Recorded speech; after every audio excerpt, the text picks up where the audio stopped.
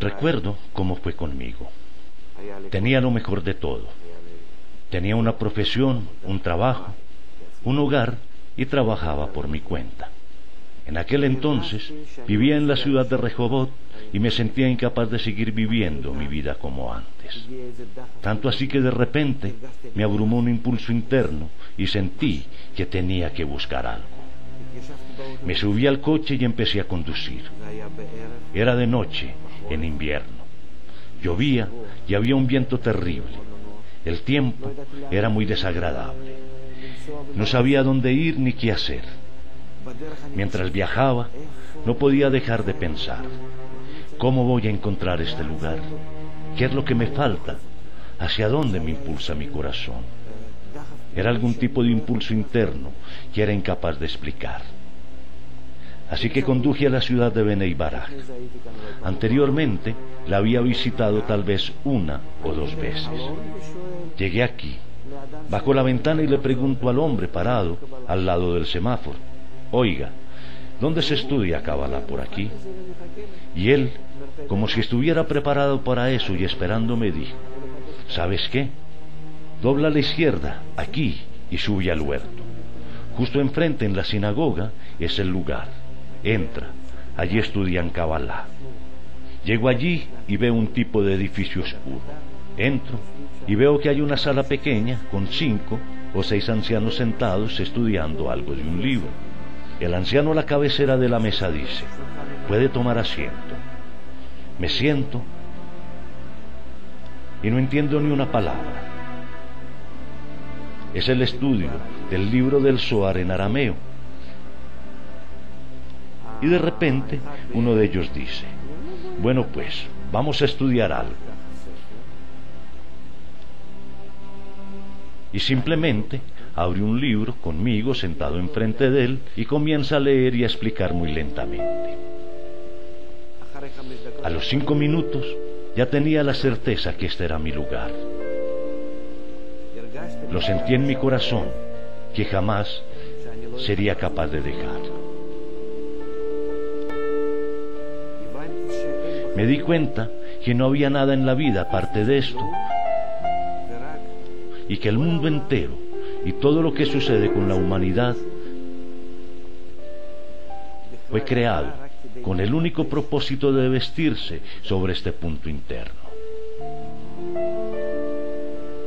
Todas las preguntas que había hecho a lo largo de mi vida, y posiblemente no solo en esta vida, sino en las encarnaciones anteriores también, pues ahora comprendo, empezaron a tener sentido.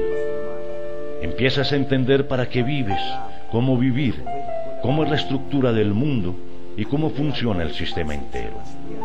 Sé qué tipo de acciones afectan al mundo para bien o Dios libre para mal. El libro me abre la posibilidad de realmente ser maestro de esta vida. Así que seguí asistiendo una y otra vez. Al principio iba 2 veces a la semana. Más tarde empecé a ir todas las noches y eventualmente empecé a ir también las mañanas. El anciano, su líder, se volvió mi rabino. Y en el transcurso del tiempo, mi rebe, por así decirlo, que significa el grande, el maestro. Empecé a pasar todo mi tiempo a su lado, conectado a él todo el día. Y entonces muy lentamente ya parecía que había absorbido de él todo lo que pude.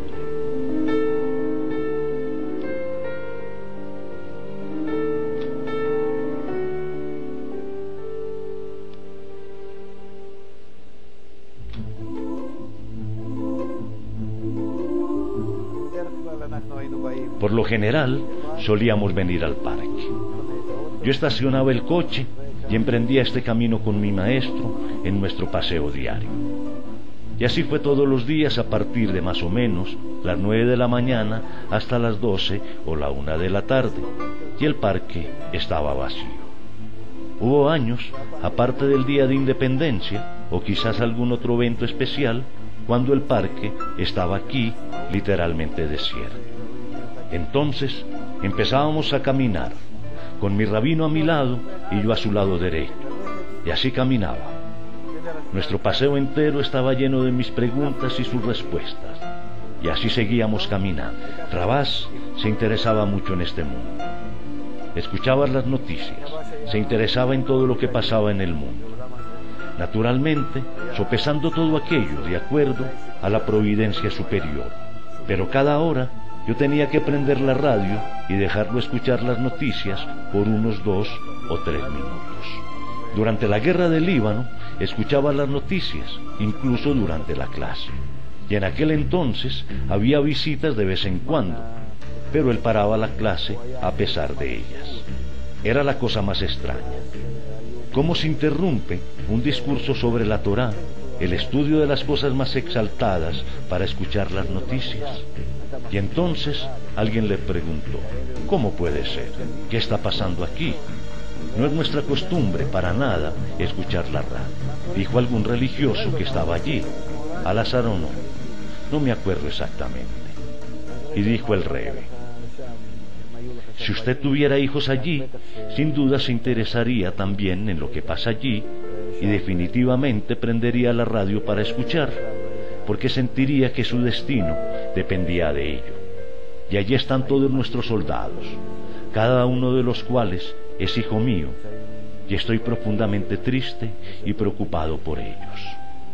De este cuento uno puede entender claramente el grado al que un cabalista, que es ortodoxo y forma parte del judaísmo ortodoxo, desarrolla un cierto sentimiento hacia el pueblo, a quien le importa la nación entera y el mundo entero. Así como dijo y escribió Al-Hasulán en los artículos Arbut, la garantía, y Matan Torah, la entrega de la Torah, que mientras más desarrollado sea el hombre, más aumentan sus preocupaciones de sí mismo hacia su familia, de su familia a sus parientes, de sus parientes a su sociedad y de su sociedad a su país y al mundo entero. Y ciertamente, cuando el cabalista empieza a desarrollar su alma, empieza a sentir a través de ella el grado de su conexión a las demás almas, sin importar su sexo o raza, y de tal forma empieza a cuidar del mundo entero, porque por lo general estamos conectados como un solo cli, una vasija en una estructura llamada Adán Harishon, el primer hombre hacia el Creador. Rabás era realmente el último de los mohicanos, y cada año que pasa desde su muerte, constatamos cada vez más que así es. Nadie de su estatura ha surgido después de él, ni en amplitud ni en magnitud, y en lo absoluto no hay cabalistas en nuestros días. Somos verdaderamente la última generación que ha llegado a un declive, y de este declive hay un solo camino: el ascenso hacia lo alto.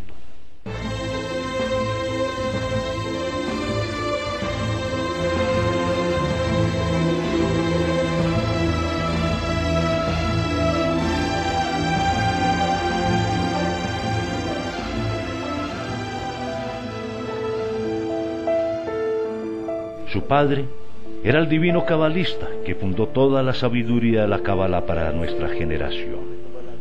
Ningún cabalista hasta Al-Hasulán había escrito Kabbalah para aquellos que no estaban sumergidos en la percepción espiritual, que no eran cabalistas, y Al-Hasulán fue el primero. Lo hizo escribiendo la sabiduría de la Kabbalah en un lenguaje y especialmente en un estilo que cualquiera que aún no se encuentra en el nivel superior o ignora por completo de qué trata y que solo tiene un anhelo acerca de lo que existe sobre este mundo, pueda, a través de sus libros, alcanzar la espiritualidad, entrar en la percepción del mundo superior y acercarse al Creador. Últimamente estamos empezando a explicar en los círculos académicos en Israel acerca del Baal Hasulán. ¿Quién era? El alcance de sus logros en el campo de la filosofía judía. Y ahora reconocen que lo habían pasado por alto completamente. sin darse cuenta que era un gigante, que en sus libros explicaba acerca de la historia de la humanidad entera y de toda la realidad, incluso antes de eso. La creación de los mundos, incluyendo el nuestro, y todo el proceso por el que la humanidad está pasando. Con todo eso, nos trazó el camino de cómo lograr la meta de la creación. También nos explicó lo que nos depara. Y su hijo mayor, mi maestro, aclaró aún más las palabras de Baal Hasulán, sobre todo en cuanto a la labor interna de un individuo, el logro personal del hombre dentro de los mundos espirituales, para que cada uno, con solo que esté dispuesto, interesado y anhelando algo que existe por encima de la naturaleza, por encima de este mundo, y que sienta que este mundo no le puede llenar, tenga la posibilidad de abrir los libros, tanto de Baal Hasulán como los de Rabás, y realmente volar a través de ellos al cielo.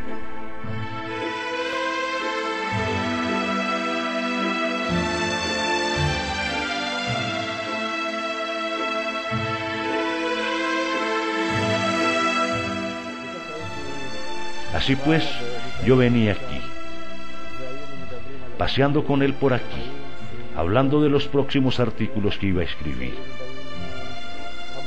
Luego, de regreso a casa, me quedaba abajo. Estaba oscuro y desierto. Mi maestro subía, yo le preparaba un café y él se sentaba al lado de la máquina de escribir, y más tarde escuchaba desde arriba el tic-tac que llegaba de su apartamento, en donde estaba escribiendo a máquina, con un solo dedo, produciendo artículos de 7 u 8 páginas de largo cada semana. Este hombre de ninguna manera era un holgazán. Daba explicaciones detalladas de todas las maneras posibles, solo por asegurar que pudiéramos sentir y comprender todos los caminos que pasamos durante nuestro sendero hacia el logro espiritual.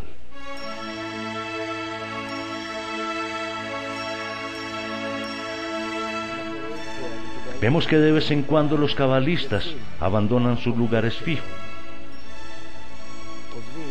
dejando sus familias, hijos, esposa, discípulos y seminarios, sus centros de estudio y hogares, y salen a un lugar completamente distinto.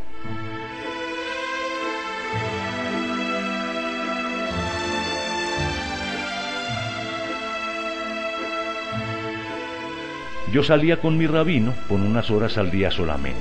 Aparte de eso, íbamos por un par de días, una vez a la semana, a la ciudad de Tiberíades y el monte Merón en el norte, donde estábamos completamente solos.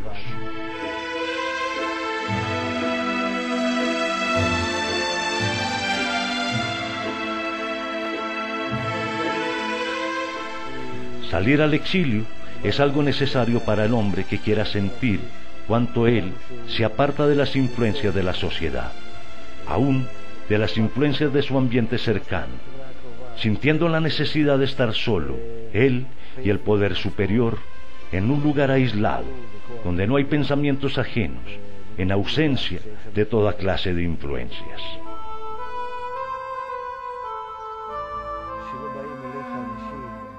Cuando la gente no viene a visitarte y estás solo durante largos periodos de tiempo, escribiendo o leyendo textos especiales, vas profundizando en ellos y conectándote por medio de ellos a las fuerzas superiores, al Creador, al poder superior universal.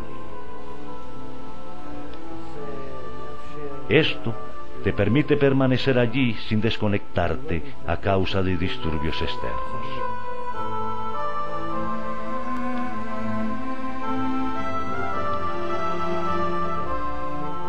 Mi primera vez lo sentí de una manera muy potente. Tenía alrededor de 1 año o 1 año y medio de estar conectado con mi maestro, cuando de repente, un día, él se fue solo a Tiberíades. Esto fue antes de que empezáramos a ir juntos. y me dio la oportunidad de visitarlo allí, en el estado en que se encontraba. Recuerdo que subí al apartamento, donde más tarde pasábamos tiempo juntos por muchos años. Subí a ese apartamento y le toqué la puerta. Me abrió la puerta y noté que este hombre realmente no me estaba mirando, no me veía. Solo unos minutos más tarde pudo enfocarse en mí, mirándome y diciendo secamente: «Pero, ¿quién te dijo que vinieras a verme?». Y de manera espontánea dice: «¿Para qué has venido? ¿Qué estás haciendo aquí?». De tal forma que me sentí como si fuera un extraño para él, alejado, como si yo no perteneciera a él. Estaba en un nivel de existencia tan elevado que ni siquiera me reconoció. Yo, que era tan cercano a él, su discípulo y asistente.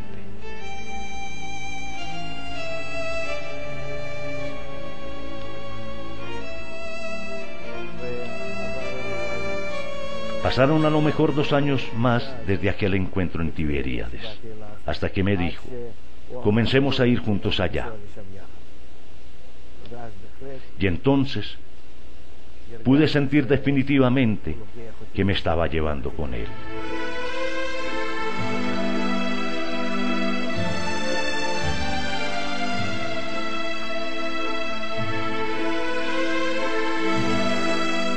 En Tiberíades estudiamos por lo general Beit Sha'ar HaKavanot y Talmud Eser HaSefirot, el estudio de las 10 Sefirot, parte 16, que nos explica la estructura de Adán Harishon, el primer hombre, y la estructura de su alma, cómo este alma se divide en sus partes, y cómo estas partes se van dividiendo en su descenso hasta que llegan a las almas de los seres humanos que existen ya en un nivel denominado este mundo. Entonces esta alma, desde adentro, empieza a sentir que existe, no solamente en el mundo espiritual, sino que hay también una realidad física ante sí misma. ¿Qué es en efecto la realidad física?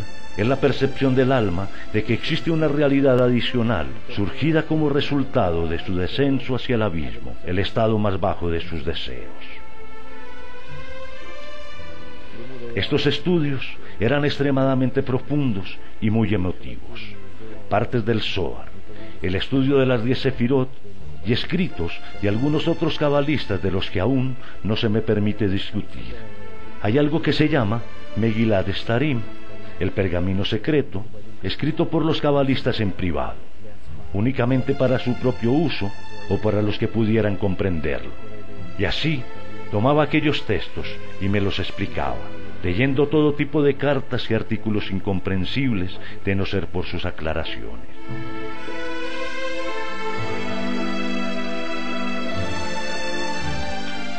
Hoy hay mucho que lamentar. Obviamente, si hoy estuviera a su lado, tendría una mayor disposición de absorber más de él.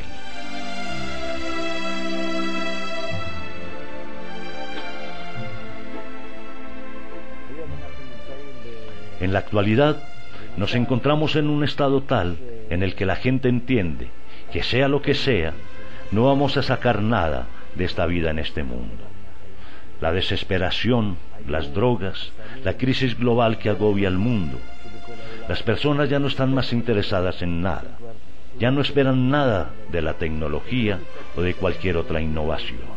Por eso es que hoy en día comienzan a tomar vida las palabras de Baal Hasulam y se le empieza a reconocer. Por lo tanto, darlo a conocer al público es nuestra meta, nuestra misión y nuestro deber.